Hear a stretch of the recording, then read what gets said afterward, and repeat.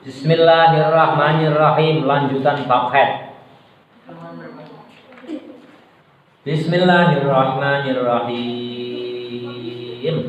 104 ya, halaman 30. 1 2 3 4 5. Kita kebut aja. Bismillahirrahmanirrahim. Hadis 154. Wa an Ummi Atiyah, dan dari Ummi Atiyah radhiyallahu anha. Radhiya, semoga meridai Allah anha, kepada Siti Atiyah.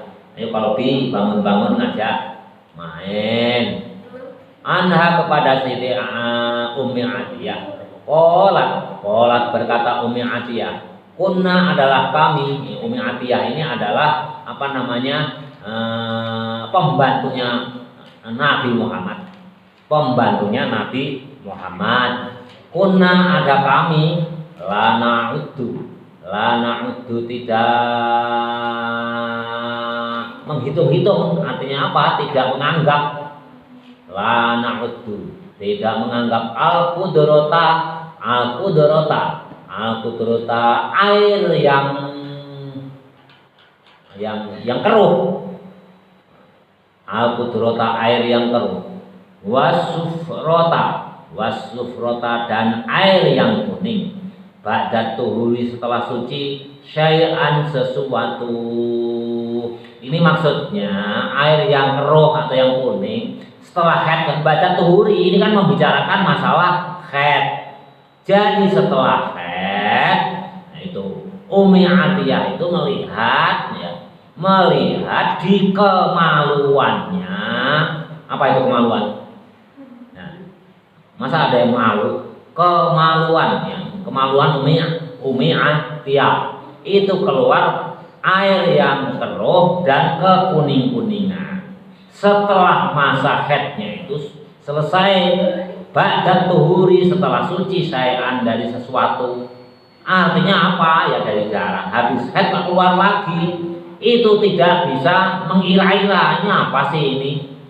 Tidak bisa menganggap, tidak bisa menghitung apakah saya haid atau istihadah. Itu enggak jelas, saya enggak bisa mengira-ira. Rawahul Bukhari, diriwayatkan dengan hadis ini oleh Imam Bukhari, wa Abu Dawud, dan Imam Abu Dawud. Walafdu, dan lafalnya lahu, tetap kepunyaan Imam Bukhari. Jadi lafalnya itu tetap Imam Bukhari. Jadi keluar setelah haid, masa haidnya habis, udah bersuci, kok tiba-tiba keluar darah yang keruh dan kekuning-kuningan. Nah, Ummi Atiyah ini pembantu ya, nggak pintar tentunya, kurang cerdas ya. Sebelumnya udah dijelaskan ya, kalau kekuning-kuningan termasuk darah istihadah. Jadi hanya bersih diri lantas wudu gitu aja. Ada yang berpendapat harus mandi, tapi jumhur ulama hadis yang terakhir itu cukup mandi. Ya, wa fi riwayatin, ya ini pas 153 itu Imam Bukhari, wa tawaddu'i likulli sholatin. Hendaklah wudu setiap sholat. Artinya ya kemaluannya dibersihin lah, dipompetin dulu pakai softtek supaya tidak netes. Nah, waktu sholat langsung wudu langsung sholat itu boleh ya.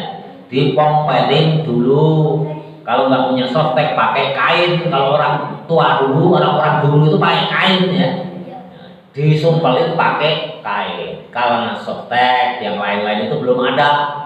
Makanya kalau orang-orang tua dulu, kalau waktunya haid ya, itu di jemuran itu kalau ada kain-kain perca itu apa? Ya itu kain untuk menutup kemaluan. Makanya beruntung kalian sudah ada sekarang itu softtek itu disebut apa? Pembalut. Ya, pembalut. Nah ini yang laki-laki suka disuruh mamanya beli pembalut nggak? Itu tadi Pak. Ya nggak apa-apa ibunya kok. Yang nyuruh ibunya itu harus mau. Jadi kalau kuning-kuningan cukup dibersihkan langsung wudu. Tapi kalau kalian mandi dulu itu lebih bagus. Bismillahirrahmanirrahim. 155. Wa an Anasin, dan dari Anas radhiyallahu anhu, radhiyallahu dan meridai Allah anhu, kepada Anas. Annal Yahuda sesungguhnya Yahudi, karena ada orang Yahudi idza hadatil mar'atu, ketika datang haid istrinya. Nah, ini orang Yahudi, dengerin perbedaannya dengan orang Islam. Orang Yahudi itu kalau istrinya lagi haid, zaman waktu itu, zaman Nabi, fihim di dalam orang Yahudi, lam yu'akiluha, tidak diajak makan istrinya. Jadi kalau istrinya orang Yahudi itu lagi haid, itu suruh jauh-jauh menjauh dari suaminya, di kamar belakang dekat kamar mandi. Jadi makan bareng aja nggak boleh orang Yahudi itu kalau istrinya lagi haid. Suruh menjauh dari suaminya, jangan dekat-dekat sama suaminya. Bahkan makan bareng pun tidak boleh. Nggak tahu kalau sekarang ya. Faqalan Nabiyyu, maka bersabda Nabi Muhammad sallallahu alaihi wasallam, isna'u, gawe sira kabeh, isna'u, kerjakanlah kamu semua, kulla syai'in, setiap sesuatu, ilan nikaha, kecuali jima. Nikah di sini ya Pak Head itu Nabi itu ya kadang-kadang malu-malu kucing, tapi kadang-kadang juga humoris. Pak Head kok ilang nikaha ya, ilang nikaha di sini artinya kecuali jima. Isna'u, kerjakanlah semuanya kamu, kulla syai'in, setiap sesuatu, ilang nikaha, kecuali bersetubuh. Jadi kalau istrinya haid, kalian haid, naik nanti punya suami, kalau suami mau ngajak jima bersetubuh itu hukumnya haram. Kata siapa? Kata Nabi. Kalian itu santriwan, itu laki-laki. Nanti kalau istrimu kalian gede, udah rumah tangga, punya istri, kalau haid ya jangan diajak jima, hukumnya haram. Kata siapa? Kata Nabi. Rawahu diriwayatkan hadis ini Muslimun oleh Imam Muslim. Nah, enggak diragukan ya. Jima waktu istrinya haid hukumnya haram. Wa an Aisyah, dan dari Siti Aisyah radhiyallahu semoga meridai Allah anha, kepada Siti Aisyah, qalat, berkata Siti Aisyah, kana Rasulullah, ada Rasulullah sallallahu alaihi wasallam, ya'muruni, memerintahkan kepadaku, ya kata Siti Aisyah. Siti Aisyah ini kan istrinya ya. Istrinya waktu haid memerintahkan kepadaku, kata Siti Aisyah, fa'attaziru, pakailah sarung. Aisyah, kamu sedang haid ya? Pakai sarung. Kata Nabi, fayubashiruni, maka ketemulah kulitku dengan kulit Nabi. Wa ana, dan sedangkan aku haidun, dalam keadaan haid. Jadi Siti Aisyah ini juga malu-malu kucing ya, bahasanya bahasa halus. Nah, saya itu sedang haid, Nabi melihat lantas memerintahkan kepadaku, aku suruh memakai sarung. Artinya apa? Kalau tidur itu tidak kelihatan ya. Ada kelihatan, nanti kalau kelihatan ya, Siti Aisyah kan cantik sekali. Nah, kalau kalian punya istri cantik, pas haid kelihatan ya, nafsu ya. Makanya Nabi memerintahkan Aisyah, kamu pakai sarung supaya tidak kelihatan. Jadi bagian bawahnya itu pakai sarung ya, dari bujal ke bawah itu pakai sarung. Sunahnya perempuan kalau sedang haid pakai sarung atau pakai celana panjang kalau sekarang ya, lebih praktis. Itu sunnah.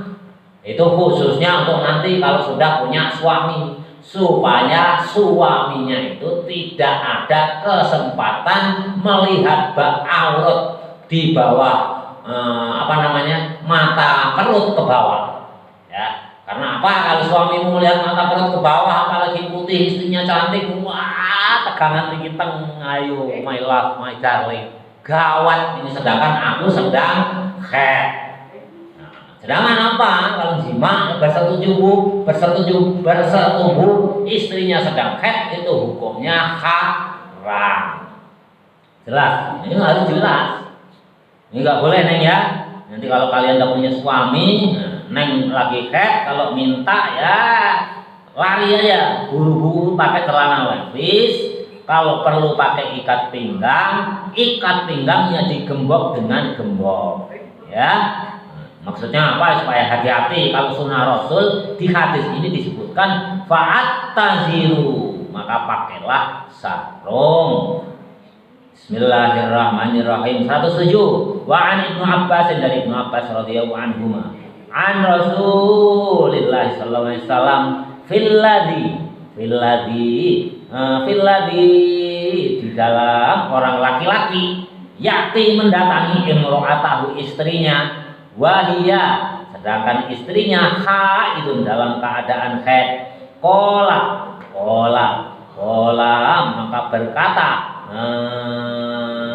ya tasaddaku bidinarin, ya tasaddaku adalah bersedekah bidinarin dengan dinar, au binisfi dinarin atau setengah dinar. Rawahu khamsah. Jadi ada seorang laki-laki yang mendatangi istrinya, ya, artinya apa? Kalau istrinya itu sedang haid, ya bahasanya ini enggak vulgar.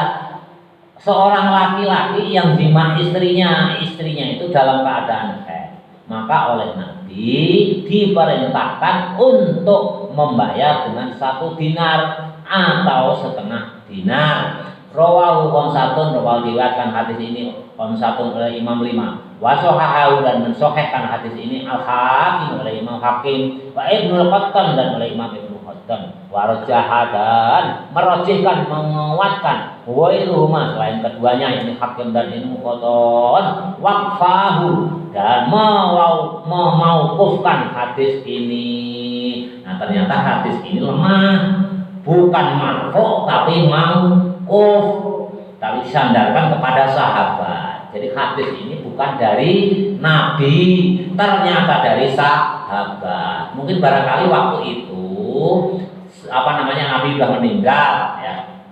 Generasi sahabat, ada teman sahabatnya yang lain yang tidak alim itu jima dengan istrinya sedangkan istri dalam keadaan haid. Dianjurkan oleh sahabat yang mengetahui itu untuk bersedekah 1 dinar atau setengah dinar. Jadi ini disandarkan kepada sahabat, ya. Itu nggak boleh dilakukan karena bertentangan dengan hadis yang sahih yang diriwayatkan oleh Imam Muslim tadi yang di atas yang kuat. Ya, itu yang dipakai. Istri dalam keadaan haid jima hukumnya haram, nggak bisa diganti dengan apapun, pokoknya haram. 108. Wa an Abi Sa'id, dan dari Abi Sa'id Al-Khudri yang sebab berbangsa Al-Khudri radhiyallahu anhu, semoga Allah anhu, pada Abi Sa'id Al-Khudri qala, berkata Abi Sa'id Al-Khudri, qala Rasulullah, bersabda Rasulullah sallam, alaisa idza hadatil mar'atu, apakah tidak ada ketika hadatil mar'atu, istrimu itu haid, lam yusolli tidak sholat, walam tasum, dan tidak puasa. Alaisa, jadi nggak boleh. Alaisa idza hadatil mar'atu, tidak diperbolehkan ketika istrimu itu haid untuk sholat dan puasa. Muttafaqun alaih fi hadisin tawilin, di dalam hadis yang panjang. Ini aslinya hadisnya panjang, tapi oleh Imam Ibnu Hajar Al-Asqalani disingkat. Jadi kalau haid itu jelas nggak bisa dibantah, perempuan itu tidak boleh puasa, tidak boleh sholat. Kapan? Ya kemarin sudah dijelaskan ya sebelumnya, 6 hari atau 7 hari, paling lama 2 minggu. Kebiasaannya bagaimana? Kalau 6 hari ya 6 hari, nggak usah puasa, nggak usah sholat. Hari ke-7 walaupun keluar bercak, kalau biasanya 6 hari boleh puasa, boleh sholat. Bismillahirrahmanirrahim, jelas ya, itu udah gamblang. 109. Wa an Aisyah, dan dari Siti Aisyah radhiyallahu taala anha, qalat berkata Siti Aisyah, lama jina tatkalanya mendatangi kami Syarifah Syarif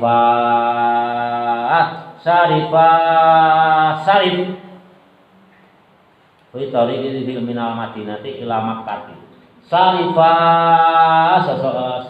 Syarifah di perjalanan kami mendapatkan khair. Faqala nabiyyu, maka bersabda Nabi Muhammad SAW, if'ali, lakukan sesuatu yang alil hajju, yang dikerjakan oleh jamaah haji, wa ala yatufi, selain tawaf. Jadi Siti Aisyah ini di perjalanan menuju Mekah untuk melaksanakan ibadah haji, tiba-tiba khair.